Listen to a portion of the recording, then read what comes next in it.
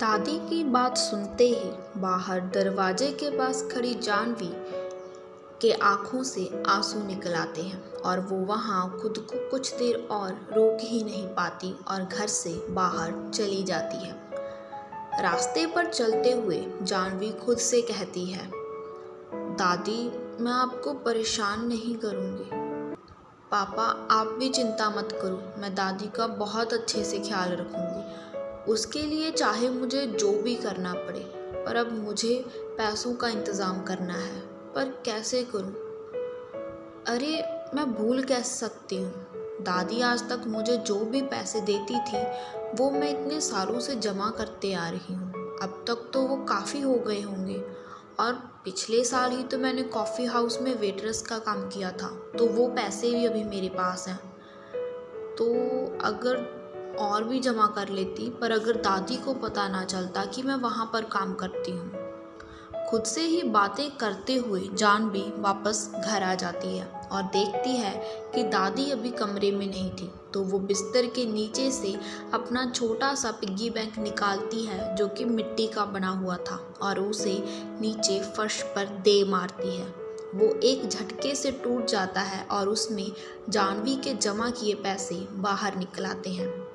जानवी नीचे बैठ जाती है और सारे पैसे इकट्ठे करती है और उन्हें गिनने लग जाती है और कहती है, ये हो गए पूरे 10,000। अरे मैंने तो काफ़ी पैसे जमा कर लिए, चलो इससे फ़ीस तो भर दी जाएगी, पर अभी भी ये कम है और बाकी का इंतज़ाम मैं फिर कर लूँगी, पहले कल जाकर ये तो जमा करवा दूँ।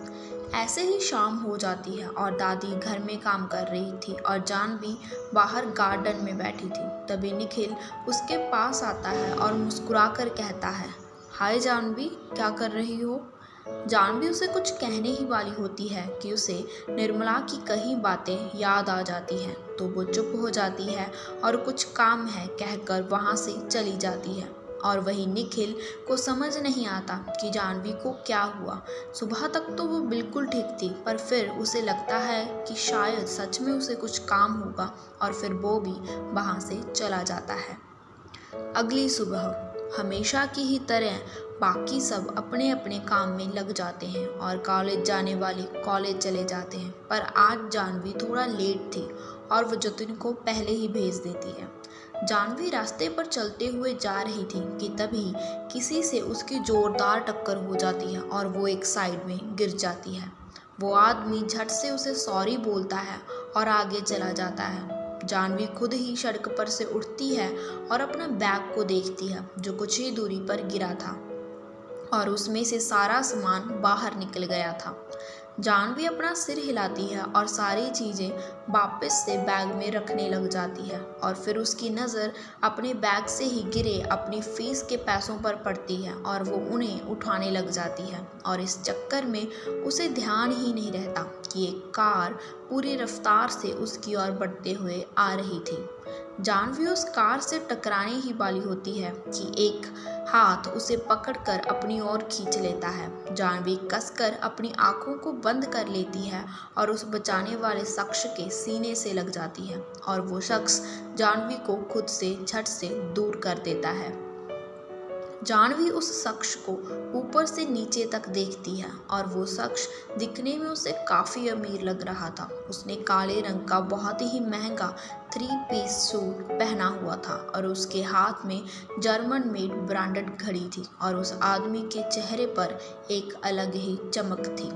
जानवी अपना सिर झटकती है और उस आदमी से कहती है, धन्यवाद मुझे बचाने के लिए। जानवी के सामने खड़ा आदमी अपनी शांत आवाज़ में उसकी ओर देखते हुए कहता है, पैसों का लालच इतना अच्छा नहीं है कि उसके बिना कुछ और दिखे ही ना।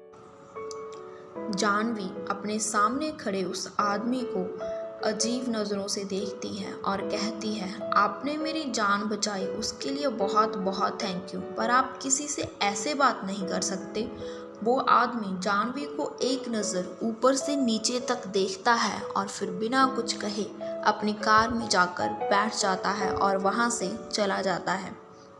जानवी रास्ते पर खड़ी उसे जाते हुए देख रही थी और फिर वो खुद से कहती है, कैसा इंसान था ये, मैं थैंक यू बोल रही और इसका एटीट्यूड ही नहीं संभल रहा। ये कहते हुए जानवी अपना सामान उठाती है और वहाँ से कॉलेज चली जाती है। वहीं दूसरी तरफ एक बहुत बड़ी बिल्डिंग जिसके बाहर बड़े बड़े सुनहरी अक्षरों में ओबरॉय लिखा हुआ था, वो बिल्डिंग किसी शीशे की तरह धूप में चमक रही थी। उसके आगे एक पॉश कार आकर रुकती है और उसमें से एक आदमी बाहर निकलता है। वो एक नज़र चारों ओर घुमाता है और फिर अपने कोट का बटन बंद कर अपने कदम ओबरॉय बिल्डिंग के अंदर की तरफ बढ़ा देता है। वो वहाँ से सीधा अपनी प्राइवेट लिफ्ट की ओर चल देता है और उसके वहाँ आने से सभी तरफ एक अजीब सा माहौल पैदा हो गया था। जो भी उसे देख रहा था उसे ग्रीट कर रहा था। वो आदमी किसी को कोई जवाब दिए बिना वहाँ से सीधा अपने केबिन की ओर चला जाता है और वहाँ जाते ही अपना कोट उतार कर सोफे पर फेंक देता है और खुद जाकर चेयर पर बैठ जाता है और अपने लैपटॉप को अपने ठीक सामने खोल लेता है और उस पर कुछ काम करने लग जाता है। उस आदमी की नज़रें बस स्क्रीन पर थी और उसकी उंगलियां पूरी स्पीड से लैपटॉप के कीबोर्ड पर चल रही थी। तभी उसके कैबिन का दरवाज़ा नॉक होता है और वो आदमी बिना दरवाजे की ओर देखे तेज़ आवाज़ में कहता है, गेट लॉस्ट।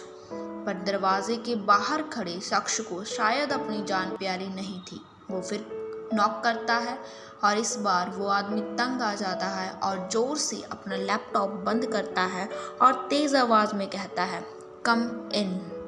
तभी उसके कैबिन का दरवाज़ा खुलता है और एक लगभग 20 साल का लड़का अंदर आता है और धम से दूसरी चेयर पर बैठ जाता है। वो लड़का अपने दोनों हाथ बांधकर नीचे सिर कर बैठ जाता है और उसे देखने से ऐसा लग रहा था मानो वो किसी बात से बेहद नाराज़ हो। वो आदमी उस लड़के को देखता है और शांत आवाज़ में कहता है, क्या हुआ तुम्हें अंश? अंश धीरे से अपना सिर उठाता है और उस आदमी को घूरते हुए कहता है, मुझे आपसे कोई बात नहीं करनी भाई, मैं आपसे बहुत सारा गुस्सा हूँ। वो आदमी अपनी आंखें बंद कर दोबारा खोलता है और एक गहरी सांस छोड़ते हुए कहता है, अच्छा बताओ क्यों गुस्सा हो? अंश अपने भाई को देखते हुए कहता है, आप परसों ही अमेरिका से वापस आए हो और चलो कल मैंने आपको तंग नहीं किया, पर आपका आज तो हक बनता था ना कि मुझे मेरे लिए लाया हुआ गिफ्ट दे देते, और वो देने की जगह आप यहाँ पर आ गए और जहाँ तक कि मुझसे एक बार बात तक नहीं की। वो आदमी अंश को अजीब नज़रों से देखता है जैसे वो किसी बेवकूफ़ को देख रहा हो और कहता है, कौन सा गिफ्ट? अंश अपने दोनों हाथ टेबल पर टिका लेता है और उन पर अपना चेहरा टिकाते हुए कहता है, वही जो सब लाते हैं ना अपने से छोटों के लिए जब वो कहीं बाहर जाकर आते हैं। वो आदमी उसे देखता है और कहता है, पहली बात कि मैं वहाँ पर घूमने नहीं गया था, काम से गया था, और दूसरी बात तुम कोई छोटे बच्चे नहीं हो जिसे गिफ्ट्स ला कर दिए जाएं। अंश अपने भाई को आंखें छोटी कर देखता है और कहता है, आप घूमने ना सही पर गए तो थे ना, और मैं आपसे पूरे 8 साल छोटा हूँ। अंश अपनी उंगलियों पर गिनते हुए कहता है और फिर आगे बोलता है, तो और आपका फ़र्ज बनता है मुझे गिफ्ट ला कर देने का, और मुझे आपका और कुछ नहीं चाहिए, मुझे सिर्फ मेरा गिफ्ट चाहिए, गिफ्ट।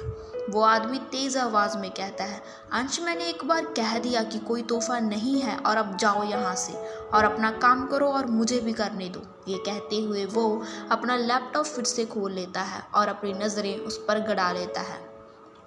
तभी अंश उसका लैपटॉप बंद कर देता है और कहता है, आप ऐसे चिल्लाकर किसी और को डरा देते होगे, मुझे नहीं। मैं भी यहाँ से अपना गिफ्ट लिए बिना कहीं नहीं जाऊँगा। वो आदमी कुछ सोचने लग जाता है और उसे पता था कि उसका ये भाई ऐसे मानने वालों से तो नहीं है, तो वो थोड़ा शांति से काम लेता है और कहता है, तुम्हारा गिफ्ट घर पर है, जब हम जाएंगे तो मैं तुम्हें दे दूँगा। अंश खुश हो जाता है और फिर अपना दिमाग चलाते हुए कहता है, कहीं आप मुझे टालने के लिए तो ये नहीं कह रहे ना? नहीं बाबा, मैं क्यों झूठ बोलूँगा तुमसे, वो कहता है, और अंश इस बार मान जाता है और वहाँ से चला जाता है। अंश के वहाँ के जाने के बाद ही कोई केबिन का डोर नॉक करता है और आदमी बुरी तरह से फिर चढ़ जाता है क्योंकि फिर से कोई आ गया था उसकी शांति को भंग करने, और वो कहता है, कम इन। तभी दरवाज़ा खोलकर एक लड़की अंदर आती है और उसे ग्रीट करते हुए कहती है, साहित्य सर, आपको मिस्टर ओबरॉय ने अपने कैबिन में बुलाया है।